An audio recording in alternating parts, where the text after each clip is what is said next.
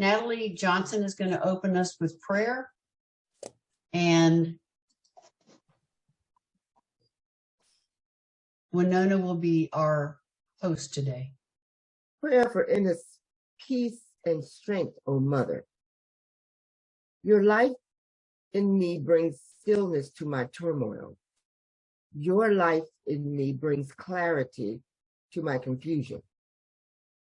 Your life in me brings wisdom to my worry. Your life in me brings contentment to my striving. Your life in me brings gentleness to my anger.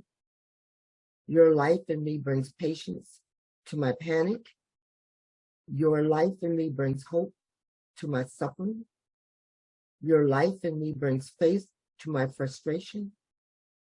Your life in me brings such heavenly treasure into my heart and enables me to navigate a peaceful path. In you, I find strength for my journey. Amen. Amen. Amen. Thank you, Natalie. Good morning, ladies. Thank you for being with us this morning.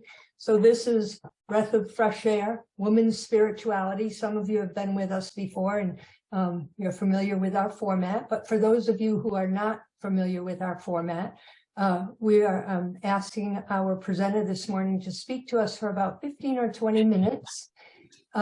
Gigi Langer is the author of Worry Less Now. And I think she's having a new book published called Love More Now. She's a professor at Eastern Michigan University, and she comes to us ready and willing to share her spiritual journey with us in our effort to walk this walk together, and with the theme of how we connect spiritually. We don't do this alone, we do it together. So with that, Gigi. Thank you. Hi, my name's Gigi. I'm so glad to be here. I don't go by doctor. I just happen to have the PhD, but and I am retired, so I'm no longer working on that. So I've been writing in my retirement, and this is the first book. Is this backwards? Probably is for you. No, it's right. Oh, good. It's backwards to me. Anyway, this is the first one that I wrote in 2018. And this is the second one, Worry Less Now, that just came out less than a month ago. Love More Now. Love More Now, sorry. And so I'm not going to talk specifically about each book, in bullet points, because there's really one main theme, which is, of course, connecting with our spiritual power and removing the blockages in our brains and our minds and our bodies that get in the way of that spiritual flow of power. So that's the main theme, and that's what the books are all about. But I thought I'd tell you a little bit about me and how I decided to do this, and then we'd get into more of the ideas. So I didn't plan on writing any books of this nature. I had been a professor of education, so I was writing academically, but I was in a very practical school, so I was writing with teachers and so on, and not, research things and so on. But so I knew how to write. I had been involved with some writing projects, but I got sober in 1986 and started working the 12-step program. And of course, I didn't have a spiritual life before that. And that process led me into a spiritual life. At the beginning, kind of kicking and screaming. I thought, if I turned my will and my life over to God, he was going to make me a nun, So, but I got over that, and, a spiritual path is the center of my life.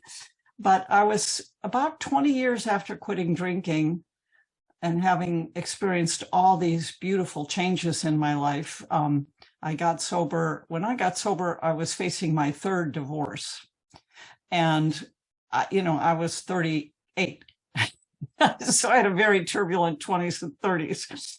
And one of the miracles of my sobriety was that I, after a lot of therapy and counseling with my third husband, I didn't just run out the door like I had before.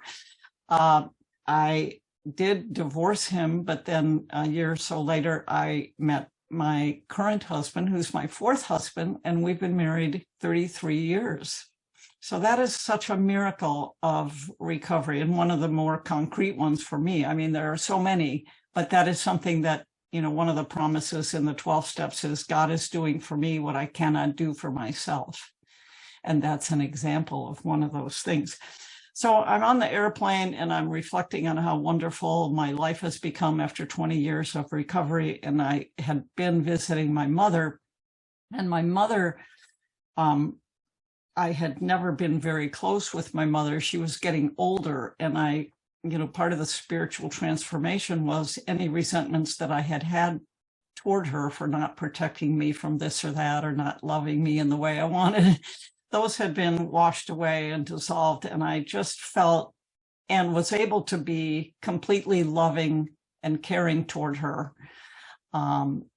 She was from the generation where we don't share a lot of feelings, but just my feeling of love for her and being able to act that out was such a gift, because I had been blocked from that for many years. So I'm on the airplane and I'm thinking, this is fabulous. And I thought, I wonder if there would be a way to write about this so that people who aren't in 12-step programs could get some of the tools that we've gained. And there's a ton of them, and I was, of course, in a lot of therapy. There'd been sexual touching in my youth. So I had done a lot of work and learned a lot of tools for freeing myself from the old junk that was kind of clogging up my channel. So that's how I started the idea of 50 ways to worry less now. And there are 50 ways in there. But basically and then I said I wasn't going to write another book, but I had been doing blogs and stuff. You have to learn how to market if you write a book, or you pay someone a ton of money to do it. And I'm kind of tight with the dollar, so I decided to do it. And then I just said, I've been doing a lot of other writing. I could put this into a second book. I never thought I would do it because it's a lot of work, not just the writing, but everything beyond that, because I self-published. I created my own little publishing company called Possum Hill Press. And so anyway, it's, but I did it, and it was one of those things where God had me just running up the stairs to my computer with enthusiasm and care. I mean, not that I never got worried or afraid. There were moments when that happened, especially when I was writing chapter 5 in the first book about healing from the sexual touching, in a way that would be appropriate for my family to read, because I had to get permission from them.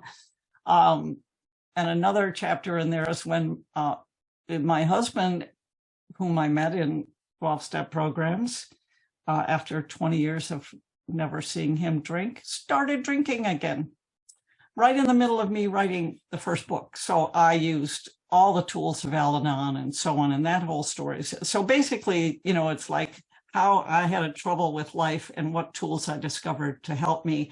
And then because I'm a teacher, I wrote little directions on how to do each of the techniques.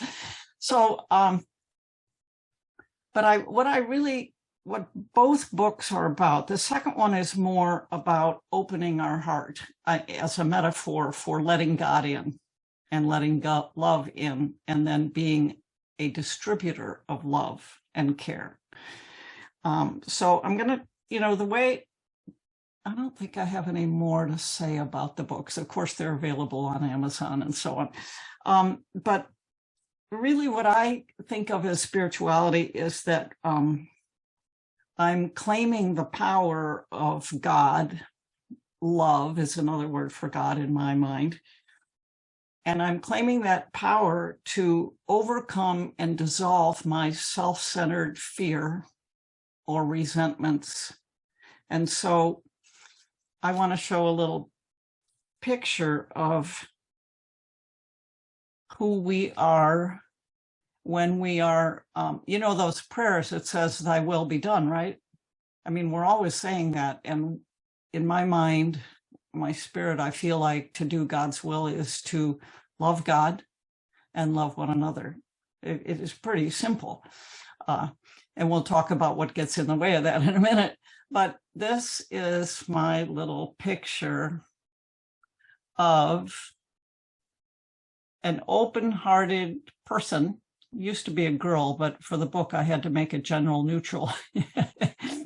So you see all the little hearts. That is God's love, spiritual love, always available to us, always trying to come into our lives.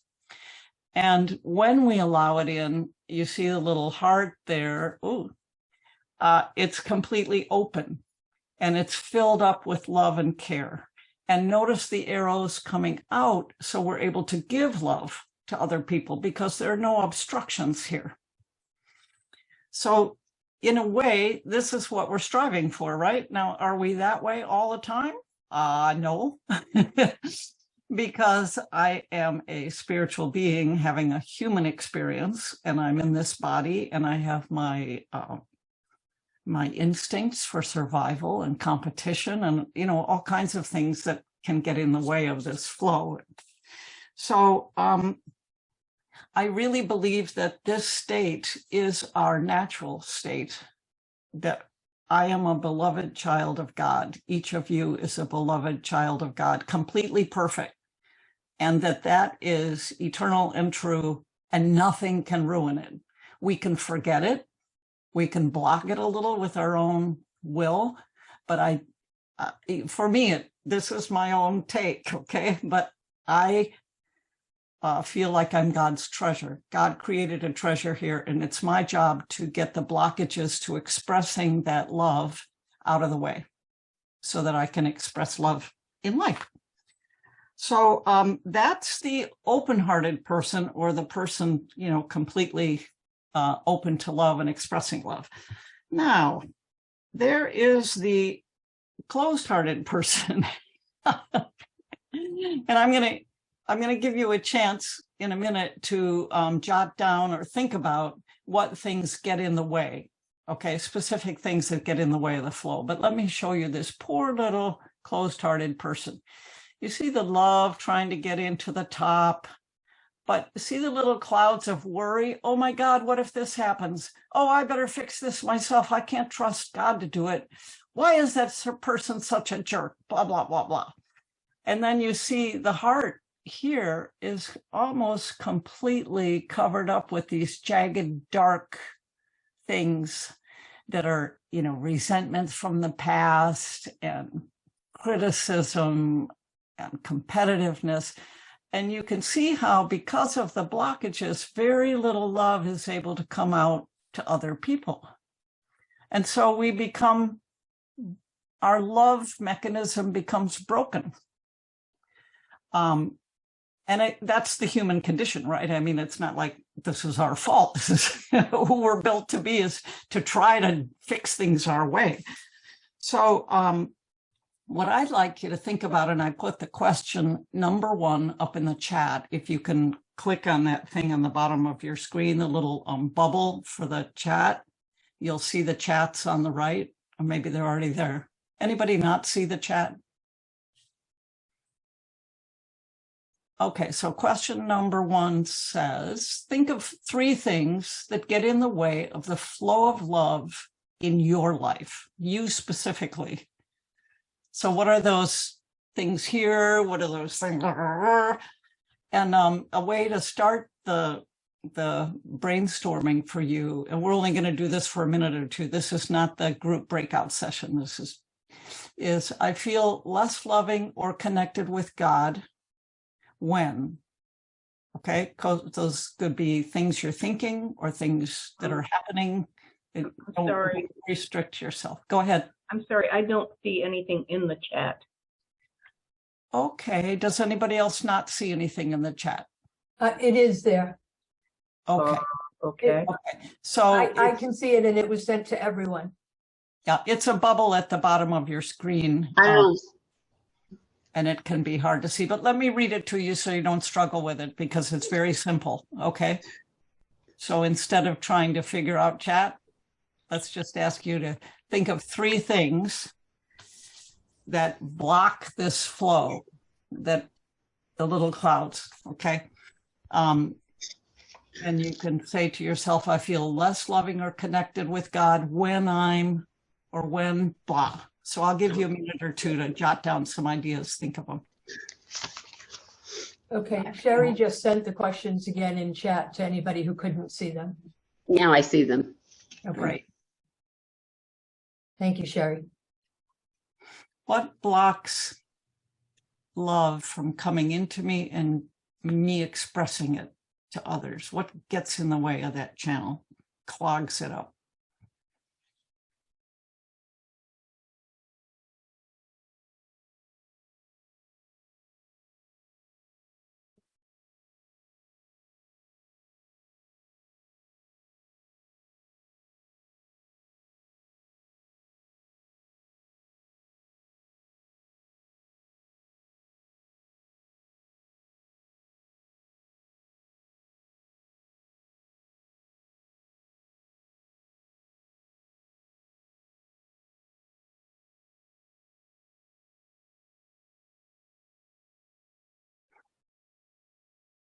So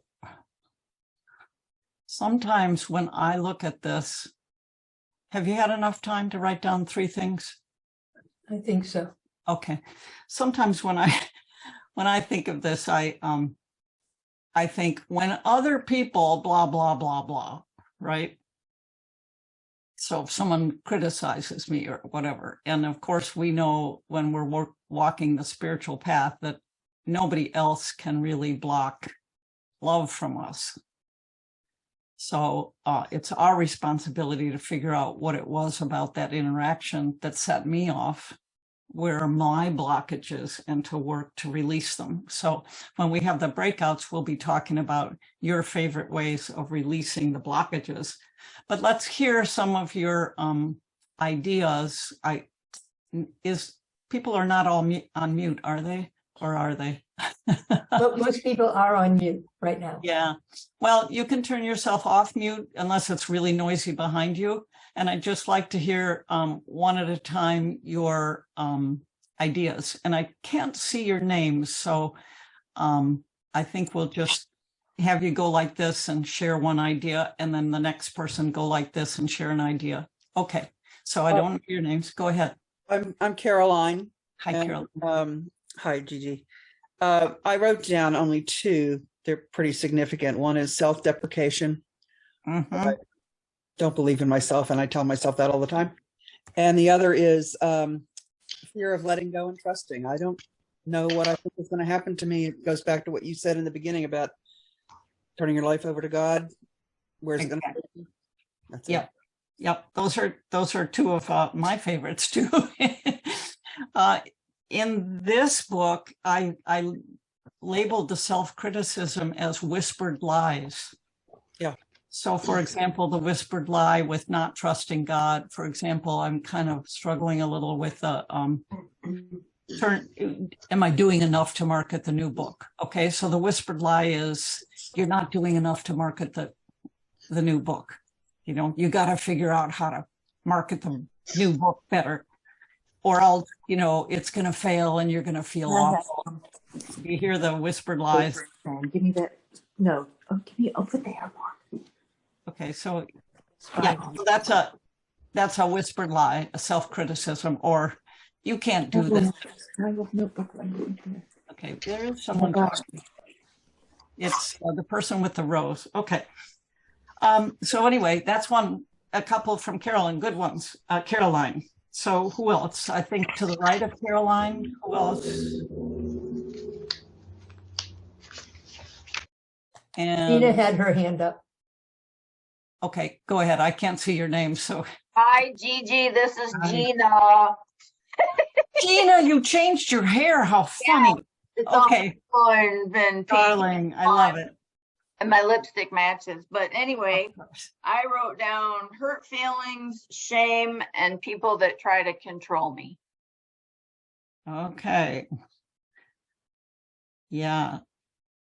And controlling people. So those controlling people, of course, what do? Form a resentment, right? And boy, resentments really clog up the heart. That's what those little, if only that person would, as if we can change them, right? Which is one reason I go to Al-Anon, because it helps us let go of trying to control others. But it doesn't mean we won't ever do it. It just means we get better at handling it. We get better at working our way through before we say something damaging or before we drive ourselves crazy. So that's a good one. Or get fired. Yeah, right. Okay. What's another? Just raise your hand so we know. I'm going to take maybe one more. Terry has her hand up. Go ahead. When I get too self-absorbed, I get into my own agenda. Can you see me, Gina? Gigi, can you see me? Yep. Okay. So when I get into my own agenda, get too self-absorbed, then everything is a conflict because you're impacting my time. You're getting in the way of my agenda. Yeah, very good. So self-centered fear, right? Yep. Is another big one. You know, it's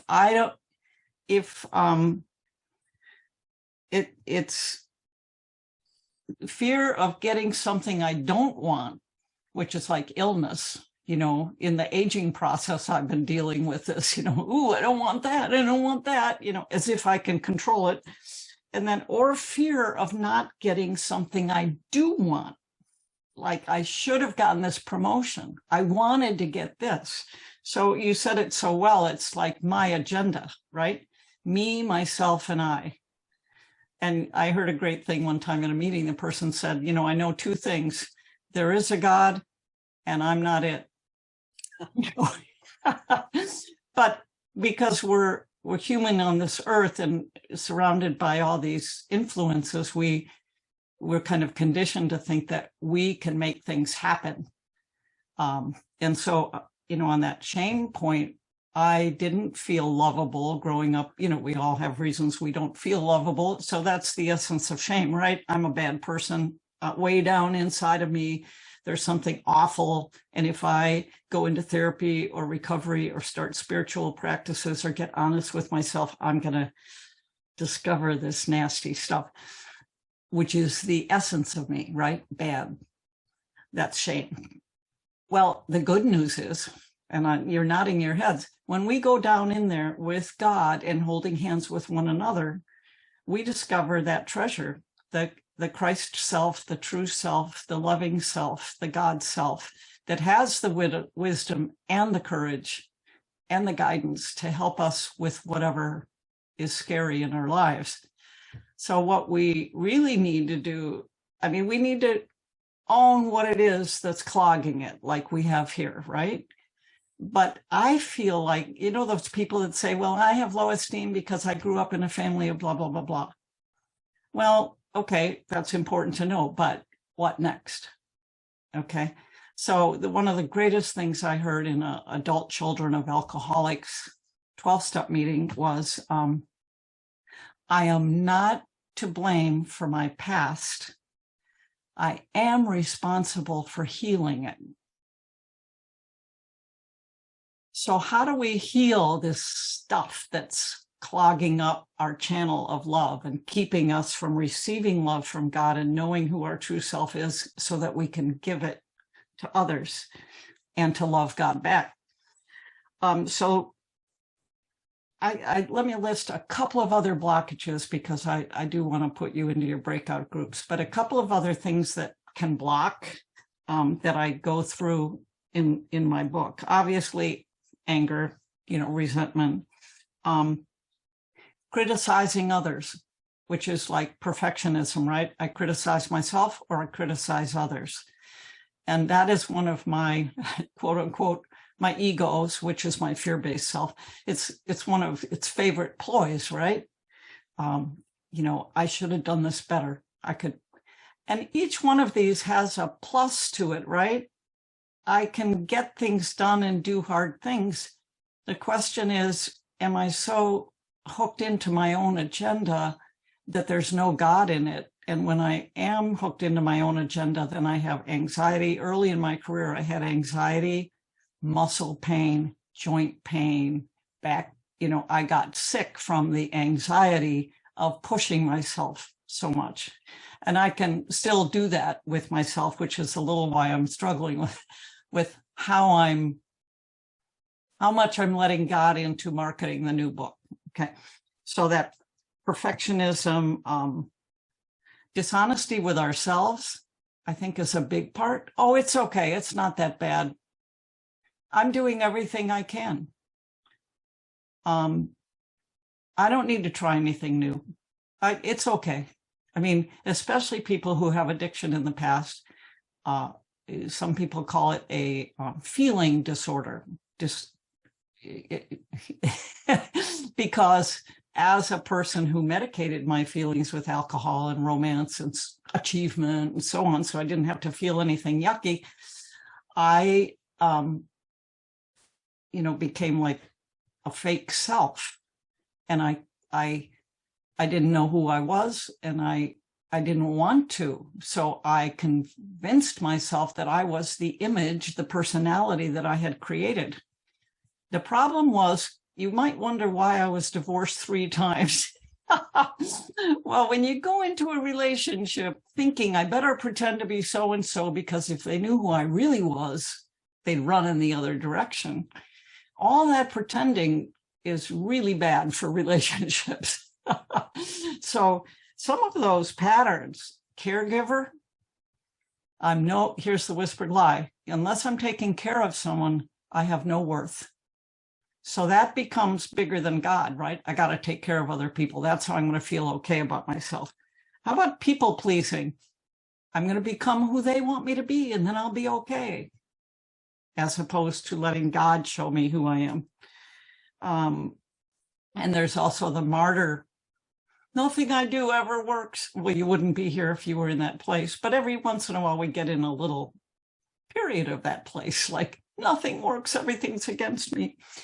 So those are some more of the way the fear self or the ego or the non-God self, kind of gets our attention and pulls us off the path of the spiritual growth. So now I would say, before we generate ideas with you, there's one more big idea.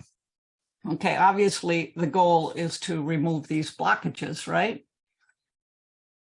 Key point, we do not do it alone.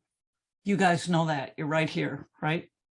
And one of my favorite sayings is hold hands while we cross the road of life, because we need to hold hands to grow spiritually. Well, growing spiritually means removing the blockages so the flow can come in and out. So ultimately, all of these blockages are about, I think I can create my own security by being perfect, by taking care of others. I can keep myself safe, right? God doesn't have to have anything to do with it. And that's the whispered lie, because guess what? It always fails when my way, ultimately, when it's driven by pure fear and defense, it doesn't work. And I think we all can agree to that, the hard knocks. So we need to be with others. And then the other main key is, if I'm a perfectionist or I overdo, let's say I'm an overdoer or workaholic, the human response is to think, okay, I'm going to change this. I'm going to set a goal. I'm going to figure out why I'm this way. I'm going to do this. I'm going to do that, which is important if, and here's the problem, okay, of overdoing. If all my attention is here, there's an Al-Anon saying, the more we think about a problem, the worse it gets. You know about the law of manifestation. What we think about tends to manifest and happen. So instead of trying to fix a problem directly through direct thinking or trying to fix it or manage it or analyze it. The only thing I know is to put my mind over here in God, in love, in peace, in wisdom. So there's plenty of techniques to do that. I find myself worrying, and a simple one is to say, come over here. Oh yeah, I'm worrying. I'm going to say the serenity prayer. God grant me the serenity to accept the things I cannot change, the courage to change the things I can, and the wisdom to know the difference. And then all of a sudden, guess what? I'm thinking about how to fix that problem. Oh yeah, there I am thinking about it again. I'm going to turn it over to God by thinking about God. So that's one of the simplest techniques. And I'm sure you've used it. You know, we get tired enough of driving ourselves crazy, but one warning, I have to do this many times before I eventually create enough space for a consciousness of God and spiritual. Sometimes it's just spiritual comfort. Sorry, baby, you're driving yourself crazy. I got it. It's okay. You know. So what I think would make sense to do now is question number 2 for the breakouts. And then I suggested that if you have a pencil and paper in your, you can just take down the ideas that come up in your groups, and then we'll share them afterwards. So here are the ideas that you'll be generating. Question number 2 for breakouts. How, and there's a typo there, how do you fill up your mind and heart with love and spiritual connection? So the statement would be, instead of worrying and fretting, I could blah, blah, blah. So you're going to be sharing your favorite ways of flowing love into your mind and heart to reduce the fear and dissolve the blockages. Okay, so instead of worrying and fretting, I could blah, blah, blah. Any questions? Okay, let's give you. So you want me to go ahead and go into our breakout rooms? Yes, please. Okay. Let's see.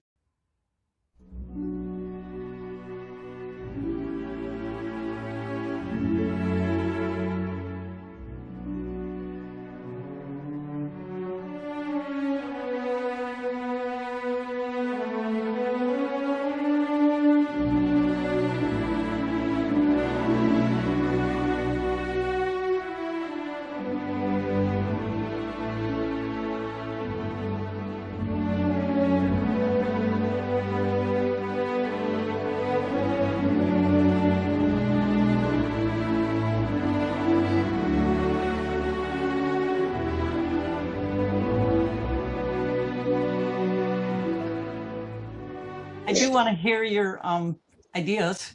So I know how many, I'm just going to share some common ones. You can raise your hand if you talked about it in your group, and then I'll hear a few from you guys. So how many mentioned prayer? Okay, how many mentioned morning routine to connect? Okay. Let's see. We have, how many mentioned gratitude? Making a gratitude list. Yeah. That came up in our group. What? I mean, now. Okay. How many mentioned finding this connection in nature? Yep. Being alone, quiet time. For some people, it helps. Some people, it doesn't. Okay, let's hear some of your ideas. If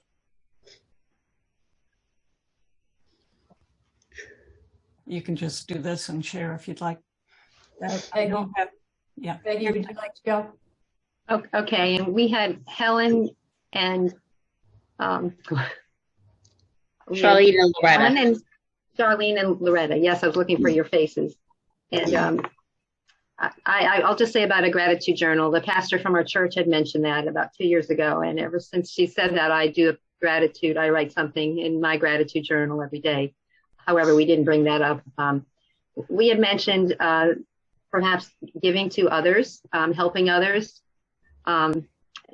You know, I was a teacher, and then someone, a retired teacher, a retired nurse in our group, and we just like taking care of others or giving to others or helping others out.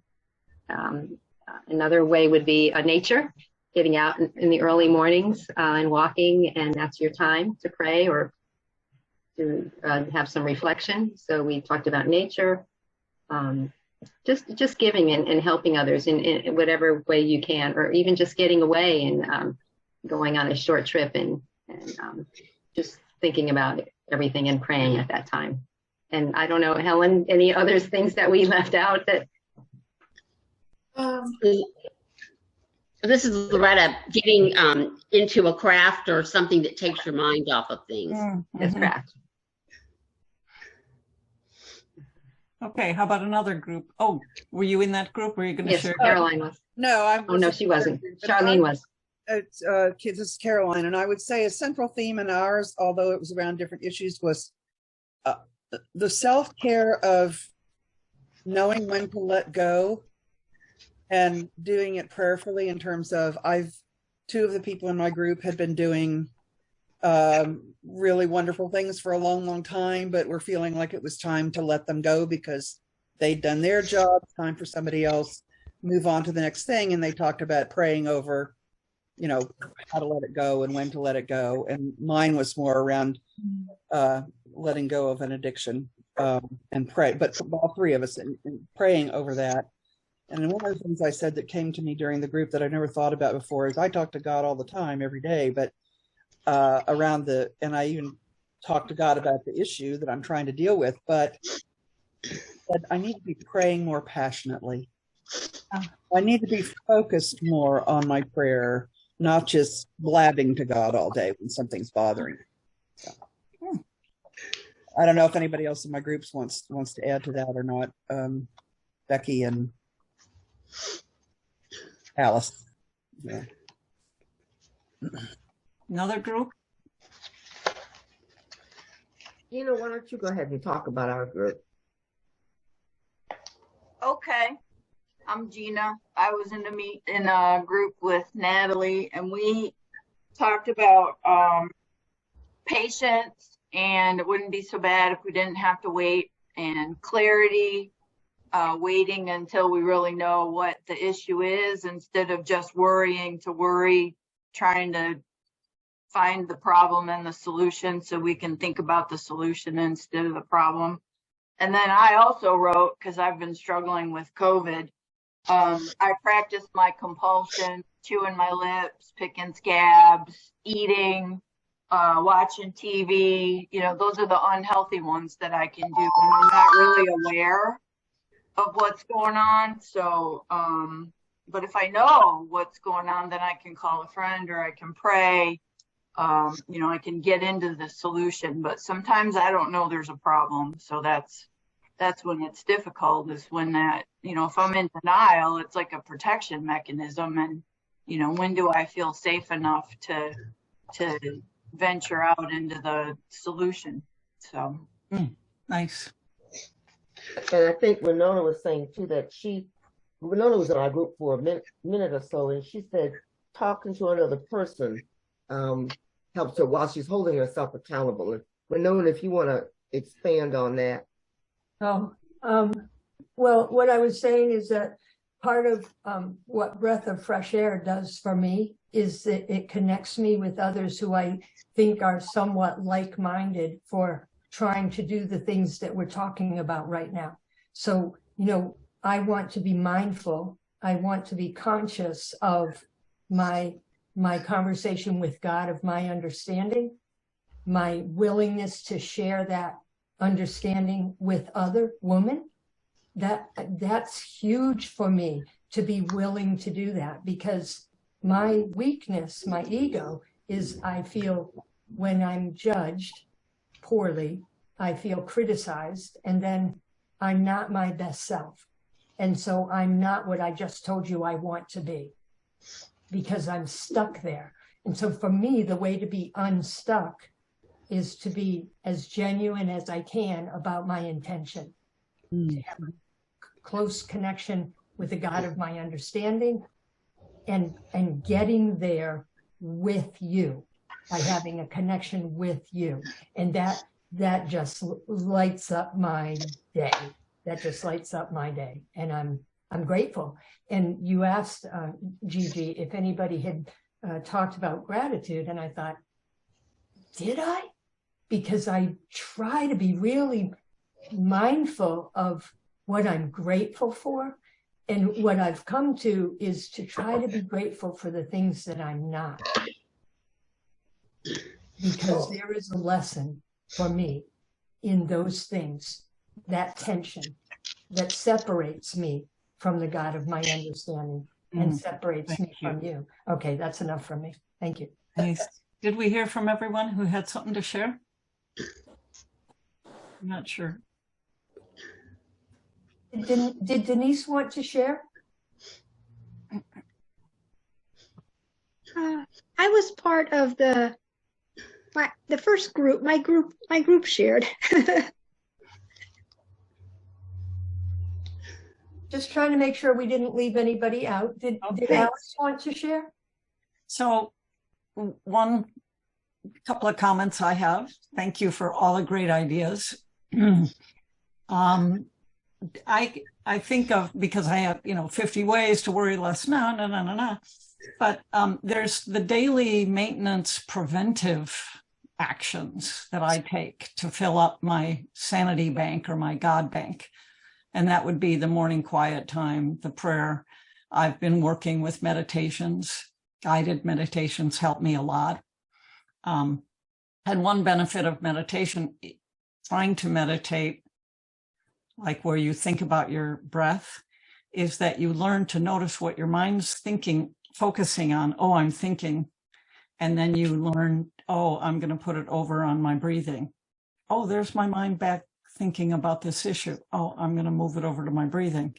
Well, then it's a very simple thing to transfer that. I'm worrying. I'm going to move it over to God. So that practice of mind switching, I think, is a really helpful one. And doing meditation in the morning then gives us the capacity for, okay, there's the daily practices, then there's the on the spot. I'm driving myself nuts because this just happened. And again, the mind switching works really well. God, help me to see this differently. One of my favorite prayers is, I'm seeing, fear, my mind's generating all this. God, help me to see this differently. Help me to see this as you would help me see this. And then I'll be worrying again, and I'll say that again. So the on the spot ones are very helpful. Calling someone, like you mentioned. The maintenance, of course, the daily or almost daily, weekly, you guys coming together and calling one another for support. And then I have to mention some of the last one. I mean, there's, daily practices filling up, and then there's on the spot. But the last is where something is constantly bugging me and I need to go more deeply with a spiritual advisor or therapist or sponsor, where it takes a little more than just some techniques, a little more digging. So that's, I just want to leave us with, we all have this here. There's nothing we can do to ruin how beautiful we are and how beloved we are. And all we need to do is be willing to get rid of some of the blockages so we can give and receive love more. So, thank you.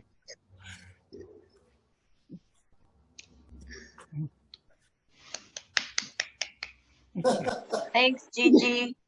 Thank you so much. Thank you, Gigi. It was wonderful. Gigi, that was awesome. And you gave us a lot to chew on. I hope people will consider getting the book so that they can have a ready guide to bring them back on track.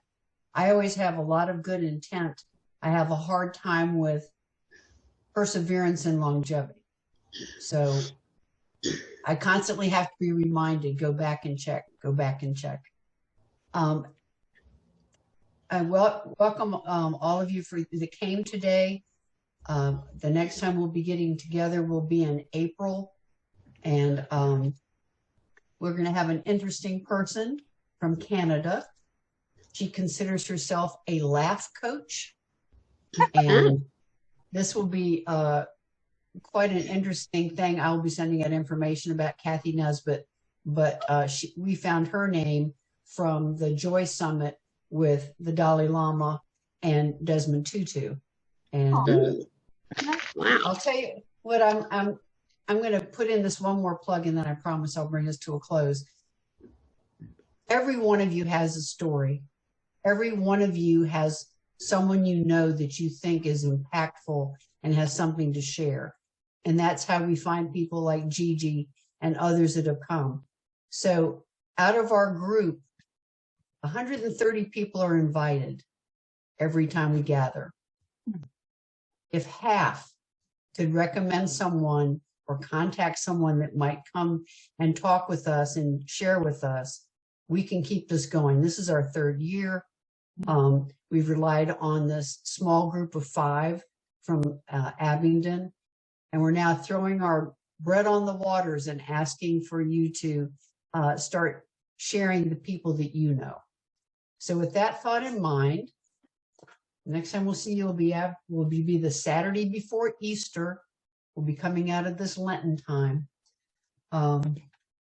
But to go along and to close us out, I've chosen a poem from the book, To Bless the Space Between Us. Oh. And the title of this is For Presence. Awaken to the mystery of being here and enter the quiet immensity of your own presence. Have joy and peace in the temple of your senses. Receive encouragement when new frontiers beckon. Respond to the call of your gift and the courage to follow its path. Let the flame of anger free you from all falsity. May warmth of heart keep your presence aflame. May anxiety never linger about you. May your outer dignity mirror an inner dignity of soul. Take time to celebrate the quiet miracles that seek no attention. Be consoled in the secret cemetery of your soul. May you experience each day as a sacred gift woven around the heart of wonder. Peace to you, my friends. The team will stay on, and the rest of you may go about your Saturday. It's chilly and sunny in Gloucester, Virginia. Thank you so much. Everybody, Happy almost St. Patrick's Day after the reading of John Donahue. Yes, you're Donahue. Yep. Thanks, Gina, for joining us. Thank you. Sister Patty, you're welcome. Thanks, Gigi. Thank you. Good to see you all. All right. Yay. Okay, well, I'll hopefully see some of you tomorrow. Thanks, Gina. Yes, Take ma'am. care. All right, take care. Bye. Bye-bye. Gina. Well, that was lovely. What a great group of people. Another day done. Wow, thank you, Gigi. That was terrific, as usual. Oh, good. Thank you. The Glad Spirit does it every time. It's awesome. That's I just love I love what's generated from this, you know, in the listening to the woman talk individually. I just love sharing that and having a vehicle to share it. And as I said, Gigi, I'm really grateful that you came and gave us some of your time. And I'm going to interrupt you. I don't know if you see in the chat that Leslie wrote, God help me to see this differently really resonates with me. Mm-hmm. Leslie's husband's at Duke University doing immunotherapy, and he's going to be gone about 6 or 8 weeks. So I'm glad she joined us today. She needs to be with us today. I am too. And I told her, I sent her a note saying, I'm really glad that you're here today. Mm-hmm. beautiful. Everybody does have a story. And my experience is that most people are very shy. Shy is probably the wrong word. I'm going to close the recording, okay? Oh, yeah.